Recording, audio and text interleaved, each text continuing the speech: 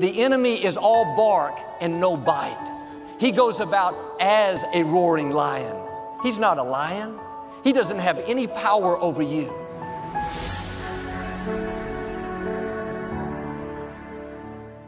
Anytime we try to move forward, thoughts will come telling us what we can't do and how it's not going to work out, how the problem is too big. We know what God promised. We believe it in our heart, but all these doubts start to bombard our mind. And the scripture says, the enemy goes about as a roaring lion, seeking whom he may devour. The purpose of a lion's roar is to intimidate their opponents, to strike fear and terror, so much so that it will paralyze the other animal. There are animals that are larger, an elephant, a hippopotamus. They're much bigger, stronger.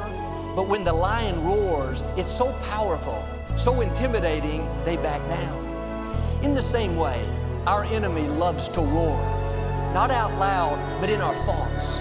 He uses intimidation, fear, doubt to try to paralyze us. Thoughts like, you'll never get well. You saw the medical report. You'll never break the addiction. Everyone in your family struggles. You can't accomplish that dream. You don't have the talent.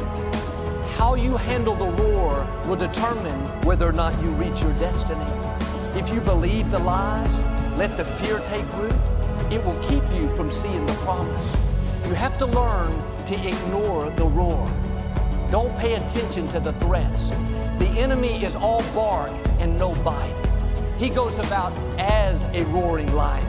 He's not a lion. He doesn't have any power over you. The only power he has is the power you give him by believing the Lord. When those thoughts of worry come, fear, anxiety, recognize what's happening. It's simply the enemy roaring. That's what he does. You can't stop the roar.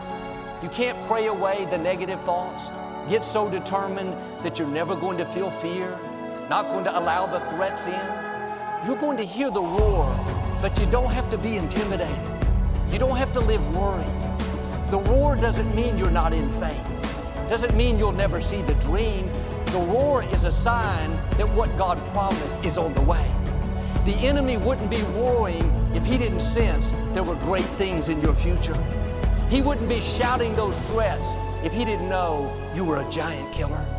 He wouldn't be telling you those lies if healing, freedom, abundance wasn't around the corner. The scripture says the enemy is a liar and there is no truth in him. When he roars, you can take the opposite of what he's saying. You'll never meet the right person. You've been single so long. Lord, thank you. Now I know the right person is on the way.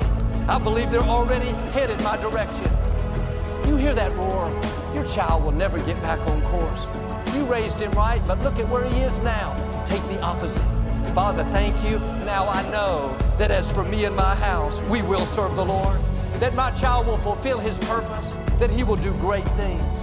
The reason the enemy is roaring is because you're closer than you think. He's trying to threaten you with intimidation, fear. The truth is, the roar means you're a threat to him. Start ignoring the roar. Quit living worried about your health, your finances, how you can accomplish that dream. God has not brought you this far to leave you. He's taken care of you in the past. He's going to take care of you in the future.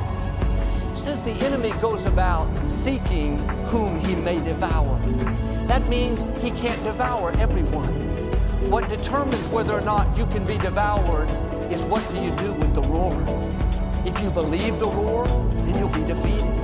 If you dwell on the lies, live worried, intimidated, afraid, you won't see the promises come to pass.